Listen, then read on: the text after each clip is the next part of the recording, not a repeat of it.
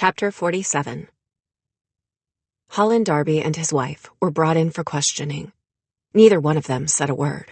At my suggestion, Agent Sterling brought in their son. The teenagers among us were relegated to observing, in this case, from behind a two-way mirror.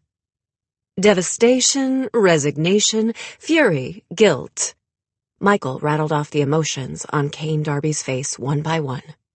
I looked for some hint of what Michael saw, but I couldn't sense even a trace of emotion churning in Kane Darby. He seemed somber, but not on guard. 2 bodies were found in a hidden room beneath your family's chapel. Agent Sterling mimicked Kane's manner. No muss, no fuss, no frills, no beating around the bush. Do you have any idea how they came to be there? Kane looked Agent Sterling straight in the eye. No. Lie, Leah said beside me. We're looking at 1 male victim and 1 female victim, killed approximately 10 years ago. Can you shed any light on their identities? No. Lie. I stared at Kane's familiar face, pushing back against any warmth the 6-year-old inside of me still felt for the man. You know who they are. You know what happened to them. You know what happened in that room. Why your father built it. Why he built the chapel. Why there were shackles on the walls. Kane had told me that Leah would be safe at Serenity Ranch, but that I wouldn't be. I wondered now if I would have ended up down below. I am my father's son. Kane's voice rang in my memory. I made my choices long ago. I'd seen parallels between Kane's emotional control and Dean's. Dean had known what his father was doing to those women. At the age of 12, he'd found a way to stop him. You got out, Kane, but you didn't stop your father. Didn't stop it, whatever it was. You didn't leave town. You couldn't. He might talk to me, I told Agent Sterling over the audio feed. After a few more questions to Kane, she excused herself from the room. He won't talk to anyone, she told us, observing my mother's ex from behind the two-way mirror. Not until we identify the bodies. Not until we know who they are. Not until this, all of it, is real, and he reaches the point of no return. Kane Darby had been keeping his father's secrets all his life. Devastation, resignation, fury, guilt. The last 2 were the emotions we needed. What are the chances the FBI lab can ID the bodies? I asked.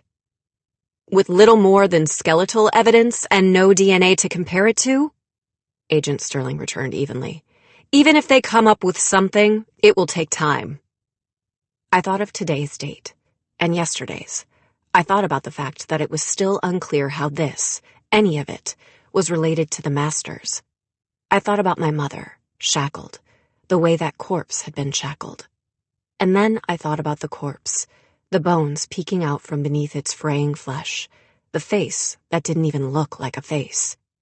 I paused. The face. I could see Celine Delacroix in my mind's eye, her posture regal, her expression wry. I can take one look at a person and know exactly what their facial bones look like underneath the skin. My mind reeled. What were the chances that Celine could do the reverse? That, given a picture of a person's facial bones, she could draw the face? Cassie! Agent Sterling's tone told me this wasn't the first time she'd said my name. I turned to catch Michael's eye. I have an idea, and you're really not going to like it.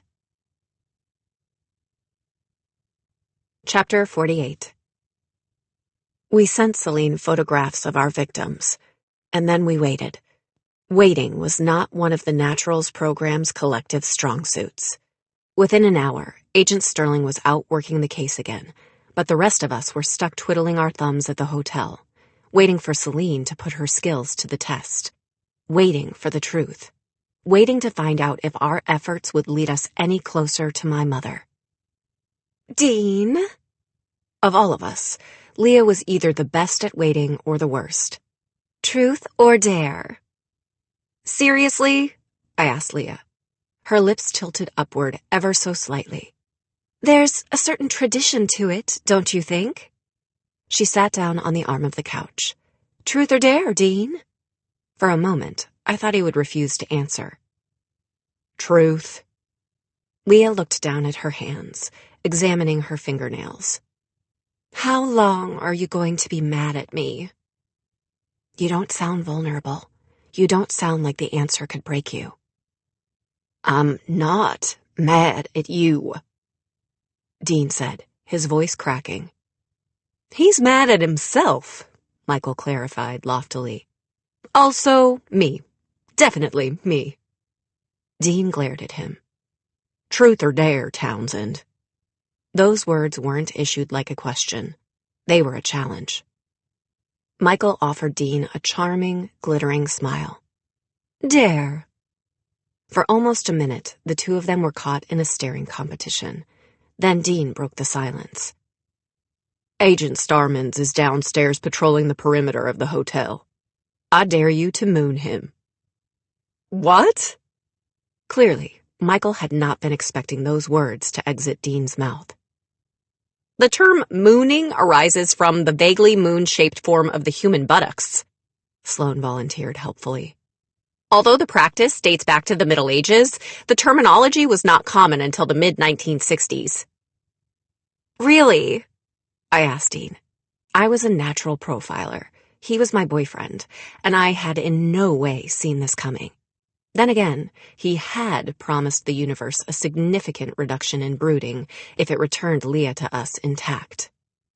You heard the man, I told Michael. Michael stood up and dusted off his lapels. Mooning, Agent Starmans, he said solemnly, would be my pleasure. He stalked to the balcony, let himself out, waited for Agent Starmans to pass by, and then called down to the man. When Starmans looked up, Michael saluted him. With military precision, he turned and bared his backside. I was laughing so hard, I almost didn't hear Michael as he came back in and turned to Dean. Truth or dare, Redding? Truth. Michael crossed his arms over his waist in a way that made me think Dean was going to regret that choice. Admit it. I've grown on you. Sloane frowned. That wasn't a question. Fine, Michael said, grinning before returning to torture Dean. Do you like me? Am I one of your closest bosom buddies? Would you cry your little heart out if I was gone? Michael and Dean had been at each other's throats for as long as I'd known them. Do you like me? Michael repeated the question, this time with gestures. Dean glanced at Leah, whose presence was a reminder that he couldn't get away with lying. You have your moments, Dean mumbled. What was that? Michael cupped his ear. I don't have to like you, Dean snapped back. We're family. Bosom buddies, Michael corrected loftily. Dean gave him a dirty look. I grinned. Your turn again, Leah reminded Dean, nudging him with the tip of her foot. Dean resisted the urge to target Michael. Truth or dare, Cassie? There were very few things I kept from Dean, very few things he couldn't ask me if he wanted to know. Dare, I said. Sloane cleared her throat. I would just like to point out, she said, that this is one of only 2.3% of hotel rooms that come with a blender. Hours ticked by. The blender and the minibar proved to be a dangerous combination. Truth or dare, Leah? It was my turn, and I could feel reality creeping back up on us. Every round that went by was that much longer without hearing from Celine. It was that much closer until the point in time when Agent Sterling would either have to charge the Darby family or let them go. Truth, Leah replied. It was her first in a very long game. Why did you go after Darby alone? I asked her. Leah stood up and stretched, arching her back and twisting from one side to the other. She had the advantage in truth or dare. No one else in this room could lie and get away with it. I got out, Leah said finally. My mother didn't. She stopped stretching and stood very still. I ran away when I hit puberty. By the time Briggs found me in New York, she shook her head. There was nothing left for us to save. Nothing left of the cult. Nothing left of your mother. Some of Darby's followers will just find someone else to latch on to, Leah continued. But there's at least a chance that with him in prison, some of them will go home. I thought of Melody and Shane, and then I thought of Leah, younger and more vulnerable than the girl I knew now. Besides, Leah added flippantly, I wanted to stick it to Michael for that stunt he pulled in New York. She turned on the tips of her toes. Truth or dare, Sloane? Would choosing truth involve a question about beagle and/or flamingo statistics? Sloane asked hopefully. Doubtful, Michael opined. Dare, Sloane told Leah. A slow, wicked grin spread over Leah's face. I dare you, she said, to hack into Agent Sterling's computer and change her wallpaper to the picture I took of Michael mooning our Agent Starmans. Chapter 49. It took Sloane nearly half an hour to hack into Agent Sterling's laptop. Considering that this was Sloane we were talking about, that made Agent Sterling's computer security measures downright impressive. Our resident hacker was midway through uploading the picture Leah had taken when the computer beeped. Incoming email, Leah said, reaching over Sloane to click the email icon. 1 second, we were in giddy truth or dare mode, and the next, it was like all traces of oxygen had been sucked from the room. The email was from Agent Briggs. There were files attached, reports, pictures. Within a minute, they filled the screen. The image of a human body, burned past all recognition, sent me to the ground. I sat down hard, unable to keep my arms from wrapping around my legs, unable to tear my eyes away from the screen. I'd known, logically, that the killing had started again. I knew that there was an unsub out there, making the transition from apprentice to master. I'd even known the killer's M.O. Strung up like a scarecrow, burned alive. But there was a difference between knowing something and seeing it with your own eyes. I forced myself to look at a photograph of the victim, the person she'd been before her body was devoured by flames, before she was nothing but pain and scorched flesh and ash. Her hair was long and blonde, her pale skin offset by a pair of dark-rimmed hipster glasses. And the longer I looked at her, the harder it was to look away, because she didn't just look young and carefree and alive. She looks familiar. I hadn't meant to say those words out loud, but they exited my mouth like a crack of thunder. Beside me, Sloane shook her head. I don't recognize her. Michael squeezed in beside us at the computer. I do. He turned to look at me. Back when we were investigating the Redding case, when you and Leah and I went to that frat party, you went off with the professor's teaching assistant, and I followed. With her. I tried to recreate the scene in my memory. A college girl had been killed, the M.O. an exact match to Daniel Redding's. Michael, Leah, and I had snuck out of the house to do some recon on potential suspects, and one of the people we'd talked to was this girl. Bryce. Sloane read her name from the file. Bryce Anderson. I struggled to remember more about her, but other than the fact that she'd been in class with the first victim, and the fact that the class in question had been studying the Daniel Redding case, I came up blank. When you talked to my father, Dean's voice was steady, but I knew exactly how hard he had to fight for that kind of detachment. He indicated that he was aware of the Master's existence. What are the chances that they have been keeping tabs on him? I saw the logic in Dean's question. If our victim had a connection to the Daniel Redding case, there was at least a chance that the unsub did as well. The door to the hotel room opened before I could put any of that into words. This, Agent Sterling said sternly, coming into the room, is the face of someone who is not going to say a word, not a single word, about the dubious decision-making that leads one to moon a federal agent. The edges of her lips turned up slightly. Once we finish in Gaither, Agent Starmans has requested some time off. She took in the mood of the room and the expressions on our faces. Have we heard anything back from Celine? In response, Sloane turned the laptop around, giving Agent Sterling a look at the screen.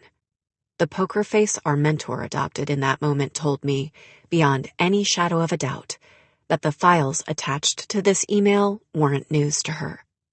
She'd known the identity of the first victim, and somehow she'd made the connection. You hacked my laptop. That was neither a question nor an accusation. Judd, who'd been giving us space for hours, chose that moment to join us, and Sterling met his gaze. Is this the part where you tell me that reading them the Riot Act would be a waste of breath? Dean stepped toward her. This is the part where you tell us about victim number 2. Bryce had been killed on April 2nd. The next 2 Fibonacci dates were the 4-4 and 4-5, and today was the 5th. At a minimum, we had 2 victims. By midnight, we'd have 3. Are we looking at the same geographical area? I asked Sterling, hoping to prompt some kind of response. Same victimology? Does victim number 2 have a connection to my father? Dean pressed. Or that class on serial killers? No. That response didn't come from Agent Sterling. It came from Sloane. No. Sloane had turned the laptop back around. Her hand sat limp on the keys, and I realized that she'd opened the rest of the files attached to Briggs's email. My eyes stung as I took in the second crime scene. Strung up like a scarecrow, burned alive. But it was the name typed onto the accompanying forms that explained the way Sloane pressed her hands to her mouth and the garbled, high-pitched sound that made its way through her fingers. Tori Howard. Tori had been a person of interest in our Vegas case. She was a stage magician in her early 20s who'd grown up alongside our Vegas killer. And that meant that the common thread between our 2 victims wasn't the Redding case. It wasn't geographical.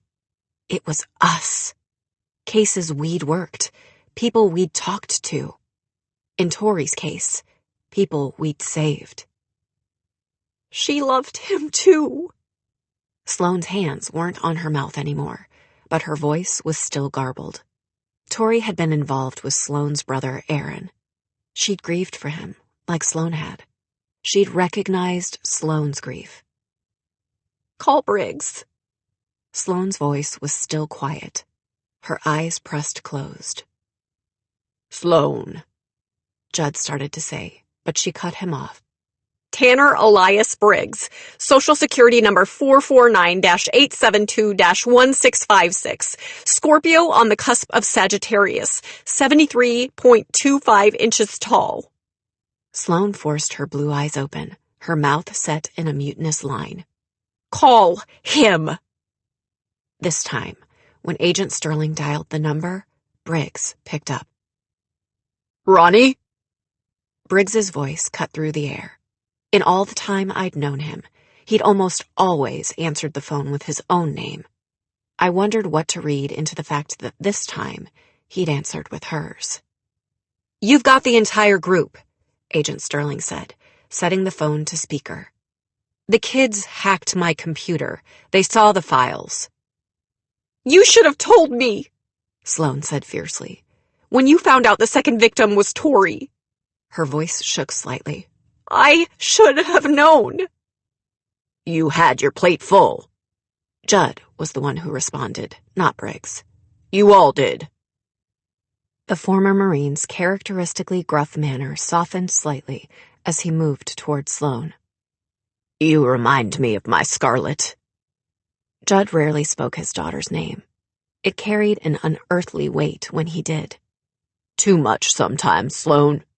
Every once in a while, I fool myself into thinking that maybe I can protect you. I could see Sloane struggling to understand what Judd was saying, the fact that he'd been the one to make the call about keeping us in the dark. Today is April 5th. Leah's tone had sharp edges, but I couldn't hear even the slightest tinge of anger. 4-5. Where are we on victim number 3? She'd asked the question because Sloane couldn't. And she'd asked it to remind Briggs, Sterling, and Judd that they couldn't lie to her. Briggs kept his reply brief. No crime scene, no victim. Not yet. Yet. That word served as a reminder of every person we'd failed. While we'd been here in Gaither, searching for clues, 2 more people had died. Another would join them soon, join the hundreds of victims the Masters had murdered through the years. We need to go through our past cases, I said tersely, fighting back against the crushing reality that when we made mistakes, when we weren't good enough, when we were too slow, people died. Identify persons of interest. Female persons of interest, under the age of 25, Dean said quietly. Even if the other Masters have been suggesting victims that will make a point to the FBI, this is my test, and that's my type. Dean's words sent a chill down my spine, because they gave life to a suspicion lurking just below the surface of my mind. Each Master chose 9 victims. Victimology was one of the things that separated each Master from the next. But this time, our killer wasn't the only one with a say in the kills. This isn't just ritual. It's personal. No matter how many times I tried to slip into this unsub's head, I kept coming to the same conclusions. Someone made it personal because we're getting close, because we're in Gaither. The Masters had the apprentice kill Bryce and Tori because of us. I swallowed, but I couldn't stop the words from pouring out of my mouth. I'm not sure if it's revenge or an attempt to lure us away from Gaither, but if we weren't here... On the other side of the room, Michael had his cell phone pressed to his ear. He said nothing, ending the call and trying a second time. Michael, Leah started to say. He slammed his fist into the wall. Female, he said, like it was a curse word. Under 25, with a connection to one of our previous cases. For the first time since I'd known him, Michael's expression was transparent. Terrified, nauseated. And that was when I realized. Celine, I said. Female, college-aged. Bile rose in my throat. She was the victim in our most recent case. If they've been watching us... A heavy feeling settled over my limbs. She helped us identify Nightshade, and we just pulled her back into the case. Not we, I thought, horrified. Me. I was the one who suggested we call Celine, just like I went to see Laurel. If she was there, she'd answer. Michael slammed his fist into the wall again and again until Dean forcibly hauled him back. With everything that's going on, she'd answer. Michael struggled violently against Dean's hold before stilling abruptly. My call went to voicemail. Twice. Chapter 50. No matter how many times we called Celine, her phone went straight to voicemail. Briggs sent a local field agent to her dorm to check on her, but she wasn't there. No one had seen or talked to Celine Delacroix since we'd sent her the photos hours earlier. First, they went after your sister, Colorado, Michael said dully, his eyes empty of emotion. And now, they've taken mine. Leah crossed the room to stand in front of him. For no apparent reason, her hand snaked out to slap him across the face, and a moment later, She pressed her lips to his, kissing him hard. As far as distractions went, that was a 1-2 punch. "Celine is fine," Leah said when she pulled back. "She's going to be fine, Michael." Leah could make anything sound true. Her breath was ragged as she continued. "I promise." Leah didn't make promises. "She's only been missing a few hours," Sloane added. "And given that she has a history of kidnapping herself, statistically speaking—" Our numbers expert paused, her blonde hair falling into her face. "She's going to be okay." Sloane didn't offer up a single number or percentage.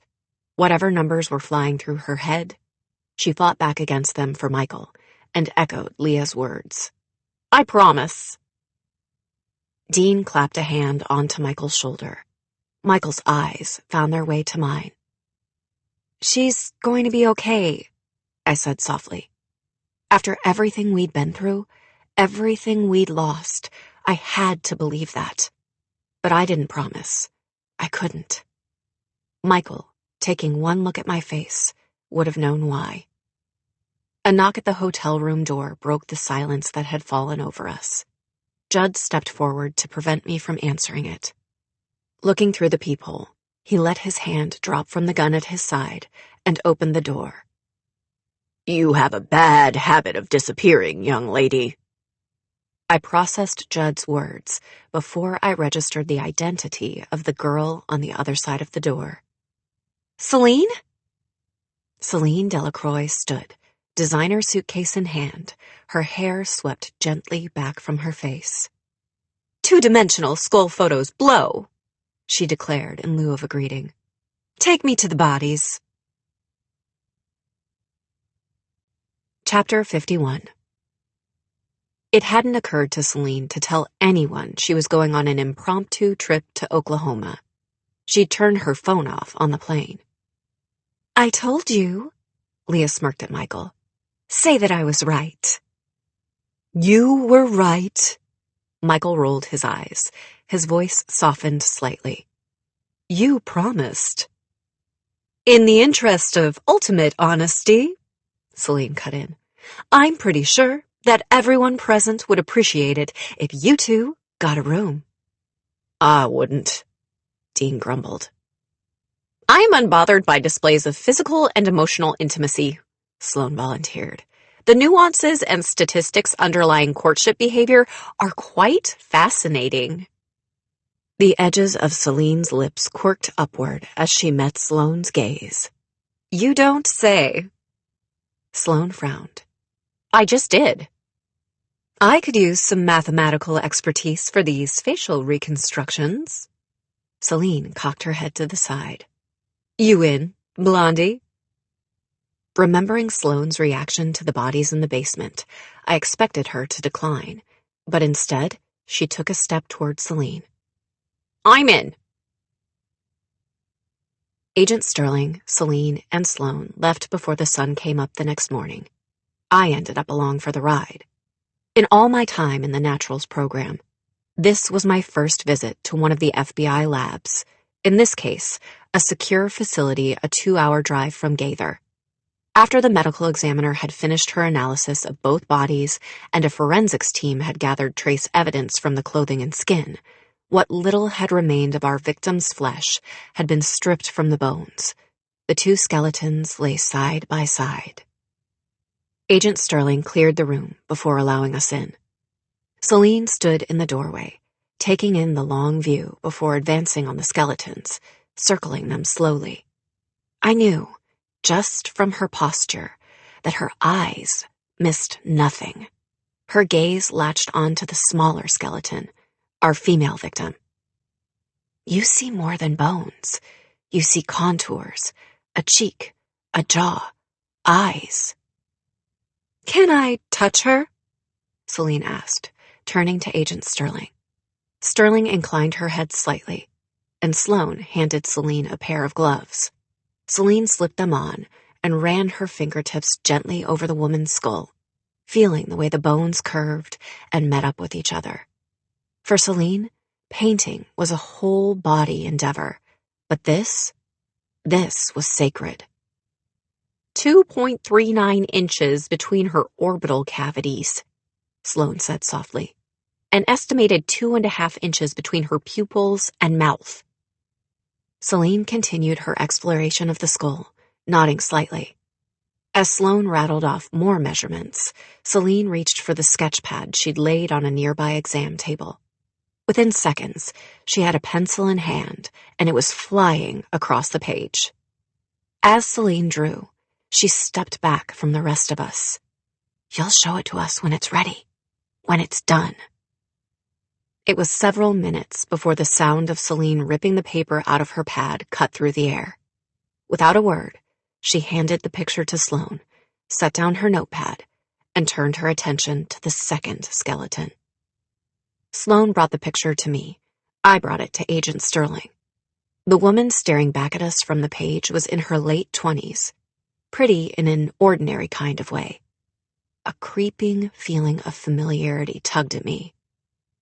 "Recognize her?" Agent Sterling asked me quietly, as Celine continued to work on the other side of the room. I shook my head, but inside I felt like nodding. "She looks..." The words hovered, just out of grasp. "She looks like Melody," I said finally. "Ree's granddaughter." The instant that statement was out of my mouth, I knew. I knew who this woman was. I knew that Ree's daughter, Melody and Shane's mother, hadn't skipped town after a brief stop at Serenity Ranch. She'd never left. I tried to remember anything else I could about the woman. Anything I'd heard, anything I'd seen. Instead, I remembered what my mother had tried to keep me from seeing at the bottom of the stairs. Something big. Something lumpy. Blood on my mother's hands. I couldn't make out the face on the body. I couldn't tell if it was male or female. Kane was there. The knowledge swept over me. Wasn't he? Feeling like the world was falling out beneath me, I walked toward Celine, who'd picked up her sketch pad again. This time, I couldn't stop myself from watching as she drew. She let me. She let me watch over her shoulder, and slowly, a man's face emerged. Jawline first, hairline, eyes, cheeks, mouth. I took a step back, because this time, there was no creeping feeling of familiarity, no searching the banks of my memory for some clue of who this body had belonged to. I recognized that face, and suddenly, I was standing at the top of the steps again, and there was a body at the bottom. I see it. I see the face. I see blood. The man in the picture, the man in my memory, crumpled at the bottom of the stairs. The skeleton on the exam table, a decade dead, was Kane Darby. You. The masters find you sitting on the floor, the knife balanced on your knee. 5 is in pieces beside you. You look up, feeling more alive, more like yourself than you ever have. He was not worthy, you offer. You are not weak. You are not Lorelei. You decide who lives, who dies. You are judge and jury. You are executioner. You are the Pythia. And they will play your game. Chapter 52. Impossible. That was the word for what Celine had drawn. Hours later, as I sat down across from Kane Darby at the nearest FBI field office, Agent Sterling on one side and Dean on the other, I found myself staring at his face, at those familiar features, my throat dry and my mind reeling. You're alive. You're here. But it was your face in that sketch. It was his face in my memory. His body crumpled at the bottom of the stairs. His blood on my mother's hands.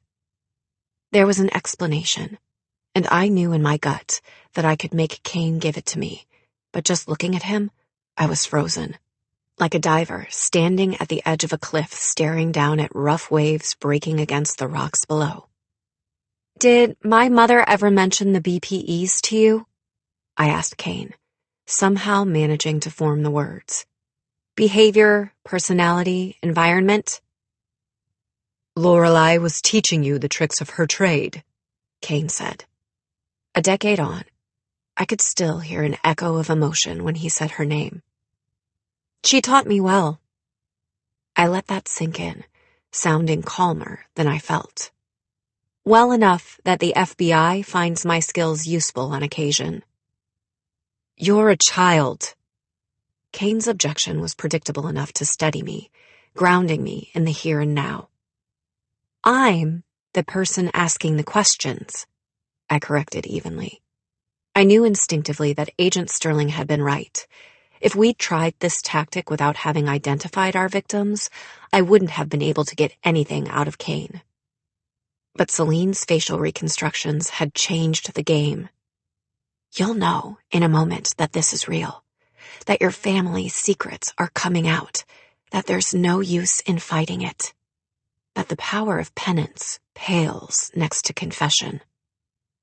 We've identified the bodies found at Serenity Ranch." I gave Kane enough time to wonder if I was bluffing, and then I glanced at Agent Sterling, who handed me a folder. I laid the first picture on the table, facing Kane. "Sarah Simon," I said. "She joined your father's cult and then, by all accounts, skipped town when it wasn't what she'd hoped." "Except she didn't." Dean took over where I stopped. "Sarah never left the property because someone killed her first. Based on the autopsy, we're looking at asphyxiation. Someone, most likely a male, slipped his hands around her neck and choked the life out of her." Strangulation is about dominance. I was all too aware of how strange it must have been for Kane, who'd known me as a child, to hear me say those words. It's personal, it's intimate, and afterward there's a sense of completion. For the first time, Kane's expression faltered, and something else peeked out from behind his light blue eyes. I didn't need Michael to tell me that it wasn't fear or disgust. It was anger. I laid the second picture down on the table, the one depicting a man with Kane's face. "Is this a joke?"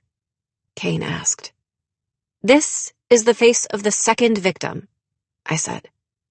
Impossible, but not. "It's funny.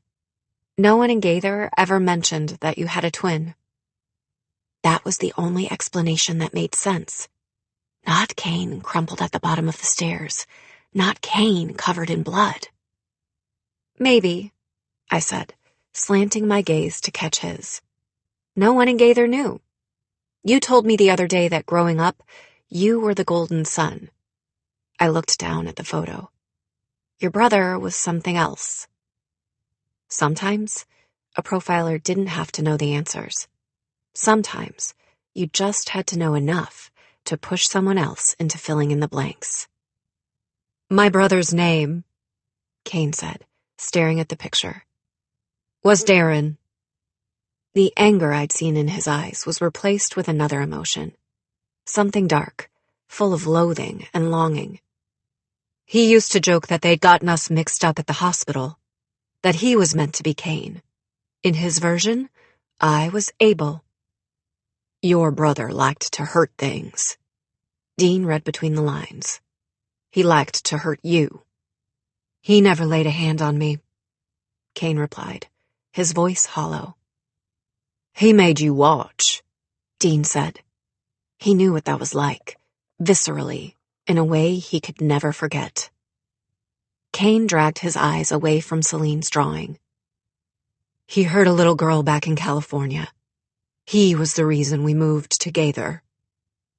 When Kane had moved to Gaither, he and his twin were all of 9 years old. "Darren was the reason your father started Serenity," I could see, now, shades in that action that went beyond the older Darby's thirst for power and adoration. In serenity, I've found balance. In serenity, I've found peace. Darren wasn't allowed to leave the property, Kane said. We kept a close eye on him. I'd theorized before that Kane had developed his unnatural calmness as a result of growing up around someone who was unstable, volatile, unpredictable. Your father's followers kept Darren a secret. Kane closed his eyes. We all did. I thought of Malcolm Lowell, saying that his grandson had found his way into the compound. I thought about the animals. They weren't clean kills. Those animals died slowly, and they died in pain. Your brother and Mason Kyle were friends. I thought of Nightshade and the monster he'd become. Had he been that way even as a child? A sadist? My parents thought Mason was good for Darren, good for us. It was almost like you were normal kids. Agent Sterling filled in. Almost like your brother didn't have a fondness for hurting animals and people when he could. Kane's head bent so low that his chin nearly gouged his chest. I let my guard down. I let myself believe that my parents were wrong about Darren. He wasn't broken. He'd just made a mistake. Just one mistake, that was all. And then came the Kyle murders. Dean knew, better than anyone, what it felt like to carry the blood of someone else's victims on your hands. Darren went missing that day. Kane closed his eyes, reliving what he'd seen as a child. I knew he'd gone to Mason's. I followed, but by the time I got there... Anna Kyle, dead. Her husband, dead. Her father, dying. Mason was standing there, Kane said. He was just standing there. And then he turned, and he looked at me, and he said, Tell Darren, I won't tell. I could hear Malcolm Lowell stating that he didn't think his grandson had been the one to torture and kill the animals he'd found. I think he watched. That was when your father built the chapel? Agent Sterling asked. I translated the question. The cell underneath the chapel. The shackles on the walls. Not for sheep in his flock who'd gone astray. For his own monstrous son. I tried to imagine being Kane, knowing that my father had locked my own twin away. Had Kane visited Darren? Had he seen the toll captivity was taking on him? Had he just left his own brother down there, day after day, and year after year? As if he could hear those silent questions, Kane closed his eyes, pain etched into his features. You could catch Darren standing over a dying puppy, and he'd tell you to your face that he didn't do it. He swore, up and down, that he'd had nothing to do with the attack on the Kyles. Kane swallowed. My father didn't believe him. You didn't believe him either. You let your father lock him up for years. I understood now why Kane had never been able to leave town. No matter how disgusted he'd become with his father's manipulations, no matter how broken his family was, he couldn't leave his brother. He was my twin. If he was a monster, I was too. Years later, you met my mother, I commented, my mind racing. And things were going so well. My voice caught in my throat as I remembered Kane dancing with my mother on the front porch. Kane lifting me onto his shoulders. How does Sarah Simon tie into all of this? Agent Sterling redirected the conversation. By all accounts, she joined Serenity more than 2 decades after the death of the Kyle family. I'd left Serenity by that point, Kane said, his voice hoarse enough to tell me that I wasn't the only one who'd been caught up in memories of my mother. But from what I understand, Sarah spent a lot of time in the chapel. I could hear the horror in the way Kane said, chapel. Sarah found out about Darren, I said, my mind on the cell where Holland Darby had kept his son. She discovered the room. She snuck down to see him probably more than once, and when he tired of playing with her, he killed her. Kane's voice was like a dull-edged knife. He wrapped his hands around her neck, just like you said. Power, domination, personal. And then he got out and came after me. Not you, I corrected silently. Power, domination, personal. He went after the person you loved. I wondered how Darren had known about my mother, if he'd followed Kane to our house, but those questions died under the force of a memory that hit me with a tsunami's force. Nighttime. There's a thump downstairs. I put myself in my mother's position. Did you think he was Kane at first? Did he try to hurt you? Did he wrap his fingers around your throat? You fought back. I thought of my mother smiling, hours later, dancing with me on the side of the road. You killed him. Kane's eyes were closed now, like he couldn't bear looking at me, couldn't bear remembering, but couldn't stop. By the time I got to Lorelei's house, she was gone. You were gone, Cassie, and Darren's body was at the bottom of the stairs. I saw the entire scene through his eyes. The brother he'd hated and feared and loved, dead. The woman he'd fallen for, responsible. It was your fault he came after her. Your fault he hurt her. Your fault he was dead. Lorelei killed Darren in self-defense, Agent Sterling surmised. Unless you'd told her about him, she probably thought that she'd killed you. I tried to reconcile that with the mother I remembered, the mother I knew. You cleaned up the crime scene, Agent Sterling continued, offering Kane no respite. You brought your twin's body home. I never told. Kane sounded like a boy, like the child who'd been forced to keep his family secret, to carry his brother's burden. Your family locked Darren away under the chapel, Sterling said softly. He was dead, and they still put him in shackles. And Sarah Simon, you left her body down there. You let her family think she'd left town. Kane had no response. Something had snapped inside of him. Something had broken. And when he finally did speak again, it wasn't to confirm Agent Sterling's statements.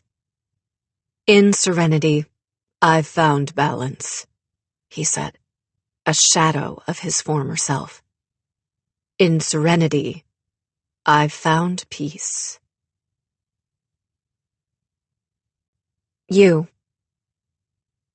always protected Lorelei, borne what she could not, done what she could not. But this time, you didn't kill for her. You killed 5 for yourself, because you liked it, because you could. Lorelei is weak, but as the masters take their seats at the table, you are not. Some want to punish you. Some want to take the knife forever from your hand. But others remember what a Pythia is, what a Pythia can be. The master who preceded 5, the man who chose and trained him and has reclaimed the empty seat, a man you recognize, puts an end to conversation when he hands you a diamond, blood red, in honor of your kill. This is a man used to leading, a man used to being in charge. There is a threat, the newcomer says. I can take care of it. He's talking about Gaither, about Lorelei's daughter and her little friends, and how very close they are to discovering the truth. You allow your gaze to capture his. It's already taken care of. The Acolyte's third kill is already underway. The body should be showing up soon. And if Victim 2 didn't send your message, this one will. And if the problem persists, if their investigation leads them to our door, well then, you turn the blood-red diamond in your hand. In that case, I suppose you can ask for judgment once more. Chapter 53. Kane's twin killed Ree's daughter. Darren tried to kill my mother, and she killed him in self-defense. I should have been overwhelmed. I should have had to fight to view the situation with detached eyes. But instead, I felt nothing. I felt like this, all of it, had happened to someone else. Leah, who'd been watching with Sloane and Michael from behind the scenes, confirmed that Kane Darby had believed every word he'd said, and I found myself turning toward Agent Sterling. What's going to happen to him? Kane will testify against his father, Sterling replied. About the drugs, what his father did to Darren, the role he played in covering up the death of Sarah Simon. Given the extenuating circumstances, I think I can convince the district attorney to cut Kane a deal. That wasn't what I'd been asking. Not really. I was asking where a person like Kane could go after something like this. How he could possibly move on. Celine, who'd observed the debrief, cocked her head to the side and raised one manicured hand. Just to clarify, we're actually buying the idea that a little kid killed 2 people and tried to kill a third, causing his parents to chain him up in a basement for 23 years, at which point in time he killed someone else, broke out, and got himself axed? There was a long pause. After a moment, Sloane answered her. That seems to be an accurate depiction of the working theory. Just checking, Celine replied lightly. On a related note, this is the most effed up thing I've ever heard. Stick around, Leah told her. The puppies and rainbows come after the murder and mayhem. Agent Sterling snorted, but the moment of levity didn't last. I could see the FBI agent debating whether to open her mouth again. I don't know if I buy Darren's involvement in the Kyle murders or not.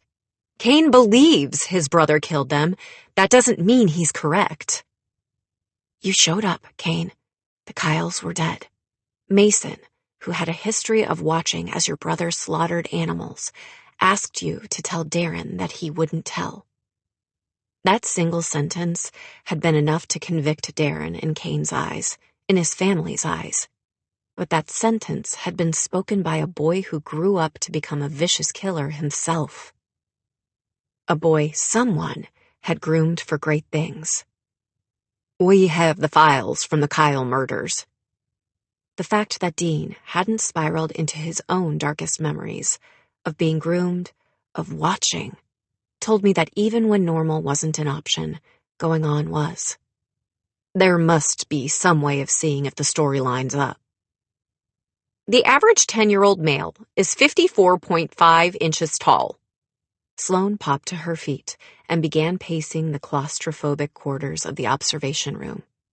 As an adult, Darren Darby was only slightly above average height. Allowing for variable growth patterns, I would estimate his height at the time of the Kyle murders to be between 54 and 56 inches tall. I'm assuming that if we wait, we'll see where Blondie is going with this? Celine asked the room at large. Anna and Todd Kyle were stabbed to death, Sloane told Celine, her eyes alight. They were knocked to the floor prior to the attacks, making it difficult to gauge the height of their attacker. However, Malcolm Lowell put up more of a fight. Without another word, Sloane pulled a thick file out of her bag. The Kyle murders. She flipped through the contents at hyperspeed, pulling photos and crime scene descriptions. I take it that's Malcolm Lowell? Celine asked, staring down at a series of photos, each a close-up of one of Malcolm's knife wounds. I thought of the scars winding their way in and out of his shirt. People assumed you stayed quiet for your grandson's sake, and maybe that's true. Maybe Mason helped Darren. Maybe he watched and smiled. But everything I knew about Malcolm Lowell told me that he was a proud man. You isolated your family. You tried to control them. This doesn't make sense, Sloane said, staring at the pictures. The angle of entry, especially on the torso wounds, it doesn't make sense. So, Malcolm Lowell wasn't stabbed by a child? Michael asked, attempting to translate. This wound, Sloane said, zeroing in on one of the pictures. The knife was wielded from Lowell's right side, suggesting a left-handed attacker, but the wound is too neat, too clean, and the shape suggests that the knife was held with the blade facing toward the ceiling. It entered the body at an angle of roughly 107 degrees. So, Malcolm was stabbed by a child? Michael tried again. No, Sloane said. She closed her eyes, every muscle in her body taut. Sloane, I said, what is it? I should have seen it. Sloane's words were barely audible. I should have seen it before, but I wasn't looking. You weren't looking for what? Agent Sterling asked her gently. He wasn't stabbed by a child, Sloane said, and he wasn't stabbed by a left-handed adult. She opened her eyes. It's there, if you're looking, if you run all possible scenarios. What's there? I asked her quietly. Sloane sat down hard.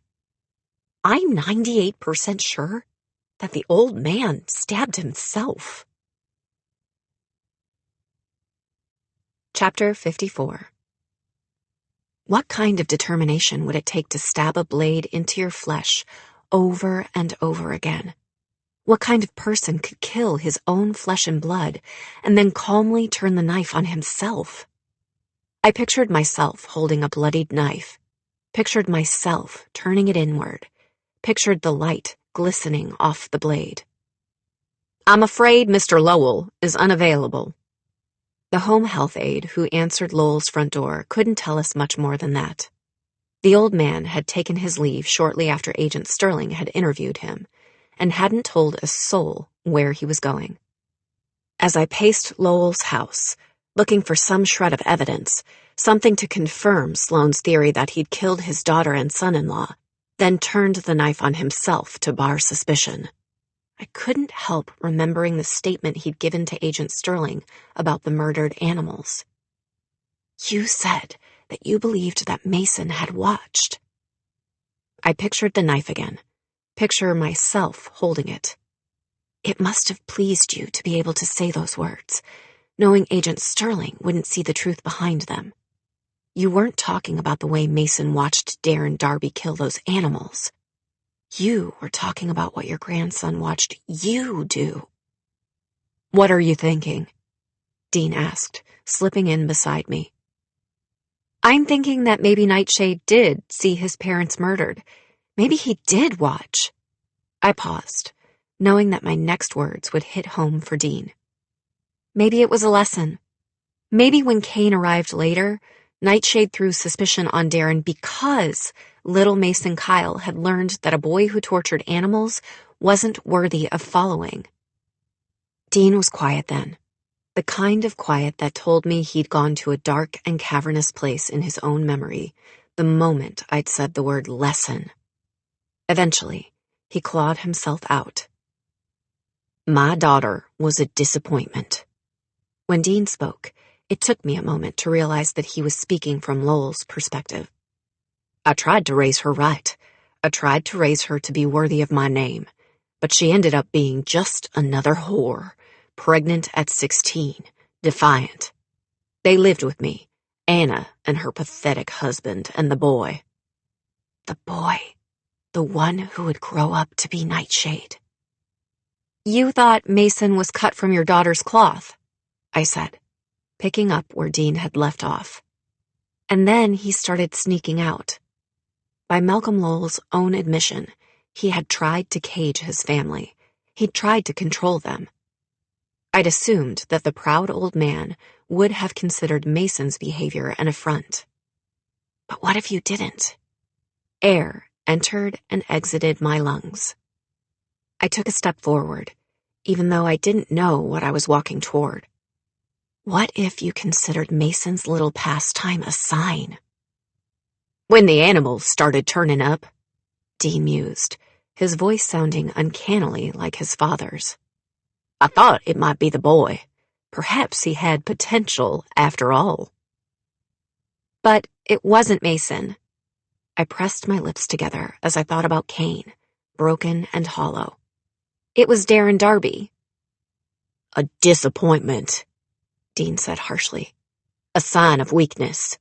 One that required an object lesson for my grandson about who he was and where he came from. We are not followers. We do not watch.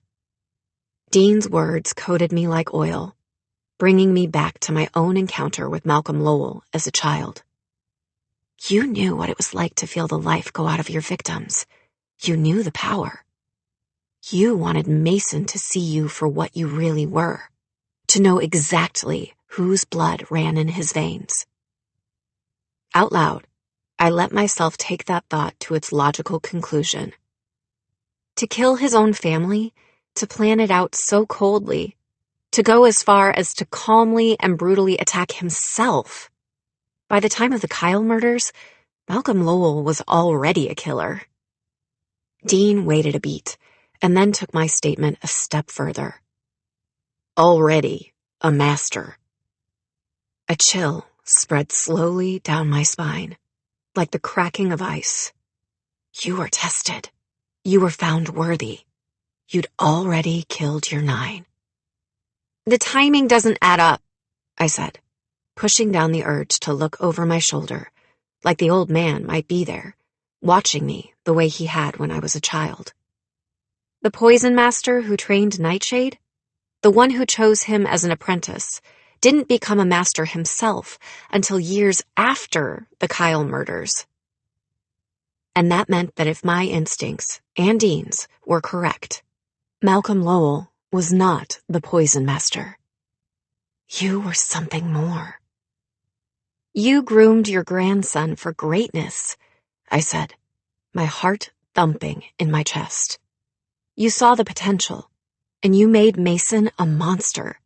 You made him your heir. I paused. You sent him to live with a man who knew, intimately knew, the thin line between medicine and poison. Mason Kyle had left Gaither when he was 17 years old. He'd attempted to bury all traces of his identity. He'd lived as a ghost for 2 decades before he'd become an apprentice and then a master.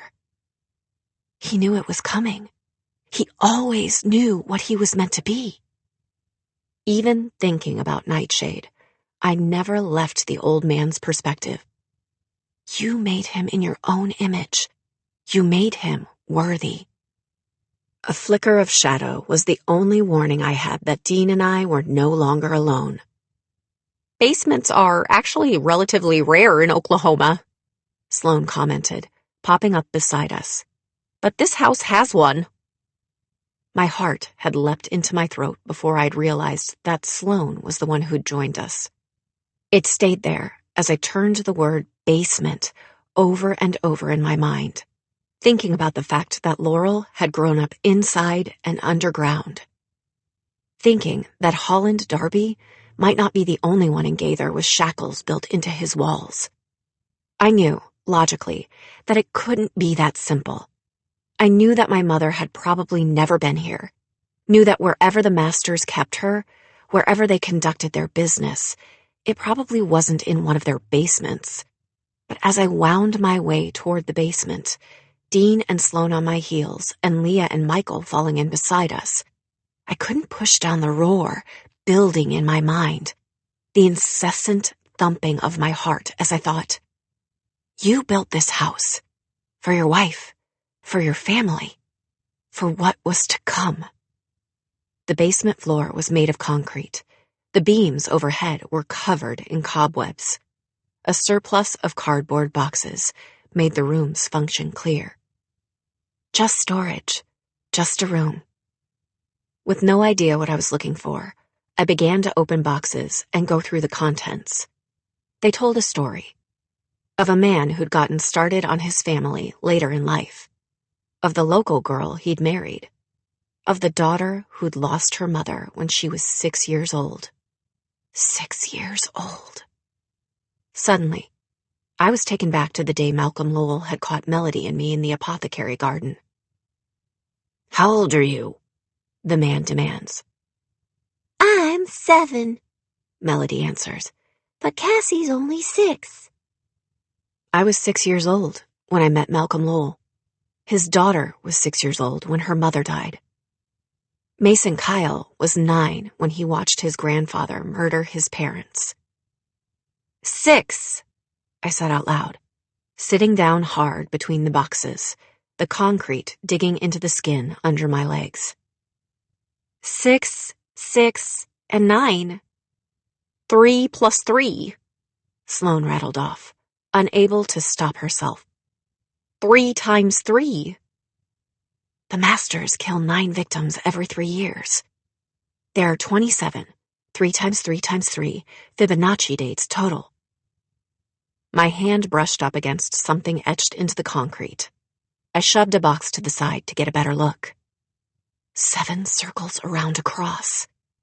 It was the master's symbol, one I'd first seen etched into a wooden casket and later seen carved into a killer's flesh. Like Laurel, Bo Donovan had been raised by the masters. Like Laurel, his mother was the Pythia. Bo was 6 years old when he was tested by the masters, I said, looking up from the floor. 6 years old when they cast him out to die. Bo and Laurel had been born for one purpose and one purpose alone. 9 is the greatest of us, Nightshade had told me months ago. The constant, the bridge from generation to generation. I traced my fingers around the outside of the symbol. 7 masters, I said. The Pythia and 9. If Laurel passed their tests, if she was worthy, someday she would take the 9th seat at the master's table. But whose seat is it now? The greatest of us, the bridge from generation to generation. There had been awe in Nightshade's voice when he'd spoken those words. There had been warmth. "I know that face, Colorado," Michael said, narrowing his eyes at me. "That's your holy bleep face. That's—" I didn't wait for him to finish. "We were never looking for the poison master who preceded Nightshade," I said, moving my finger from the outer circle to the inner cross. "We were looking for someone who'd been a part of the masters for longer than 27 years, someone who held sway over the others. The whole time, we were looking for 9.